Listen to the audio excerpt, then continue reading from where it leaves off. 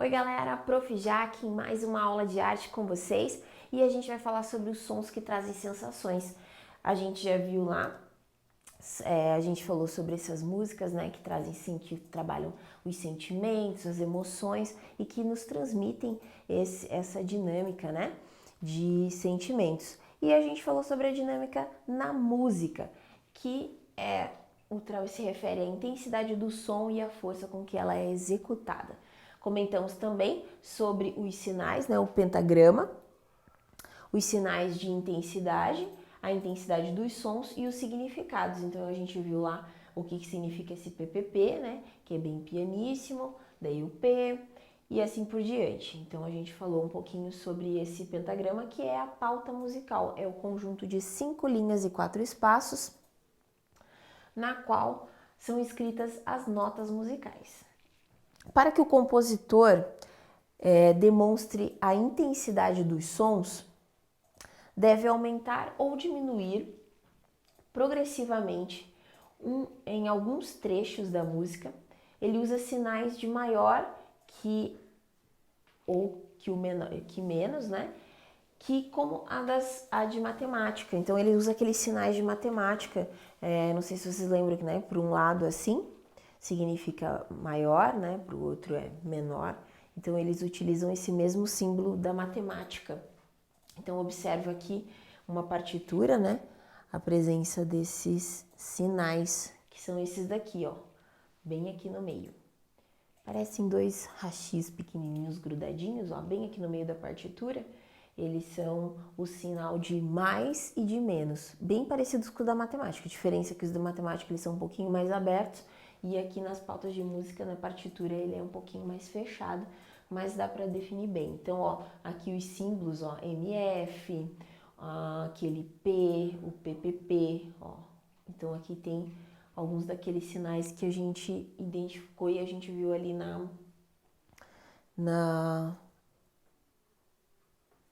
pauta. Vamos falar sobre o romantismo e a música.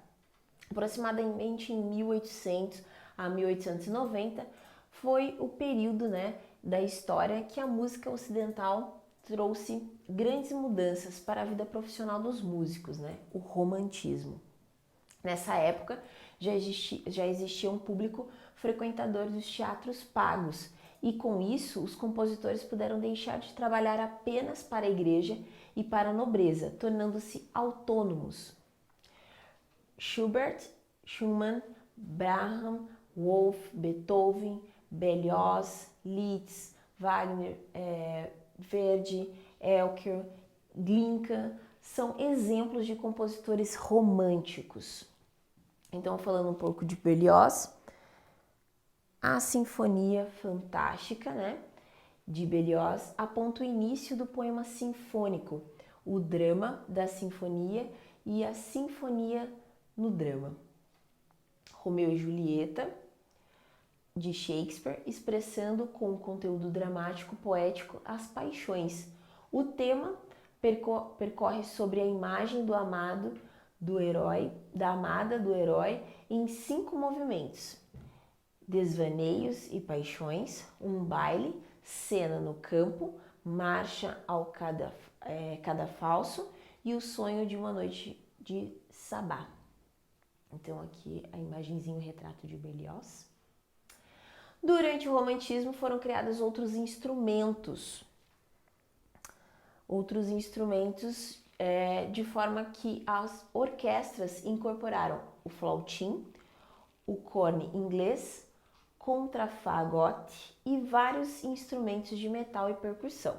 O romantismo na música buscava emoções intensas e latentes, com composição mais crua, tendo motivação por uma busca de personalidade nas peças. Então o romantismo com essa flauta doce, essa flauta mais suave, né, retratava bem essa época, essa expressão de emoções.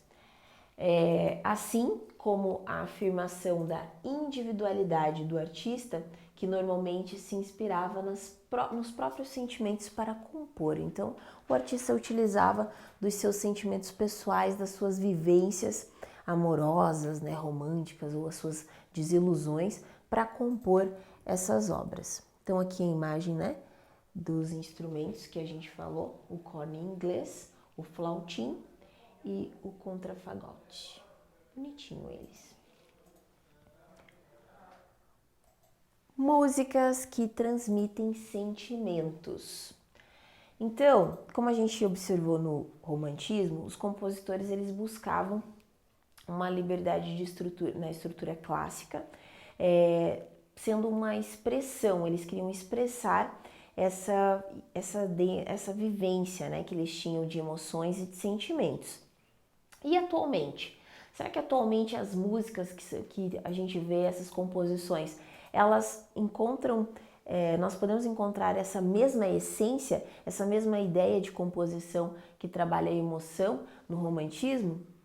Nem sempre, né? Porque daí a gente entra também num outro momento que é essa questão industrial, né? Que são essas músicas que são compostas assim para suprir a necessidade popular no sentido de comerciais, que sejam músicas que aconteçam em momentos e nem sempre o compositor ele está preocupado em transmitir um sentimento. Às vezes ele está preocupado em transmitir um meme, né? Ele quer criar um meme, ele quer criar uma música que fique na cabeça grudada das pessoas e não que elas tragam sentimentos. Porém, existe sim alguns compositores e artistas, bandas que trabalham sim com emoção, como a banda Skank, que surgiu em 1991 em Belo Horizonte, com os seguintes integrantes: Samuel Rosa, Henrique Portugal, Lelo Zanetti e Haroldo Ferretti. Então, o objetivo, né, da banda foi conseguir transformar o dancehall jamaicano, estilo musical popular jamaicano do fim da década de 70, né, que é esse reggaezinho, em um pop brasileiro, versão suave do rock, envolvendo elementos eletrônicos e da música disco. Então, assim, as músicas do Skank, quem nunca ouviu falar, fica aí uma sugestão, né, de procurar e ver essa banda, porque é muito bacana, ela tem músicas maravilhosas, a gente sempre cita elas assim, eu pelo menos sempre cito nas minhas aulas, inclusive tem uma Sutilmente, que é bem legal, essa música, reparem ali na letra. E esse é o Samuel Rosa, é o vocalista, né, da banda.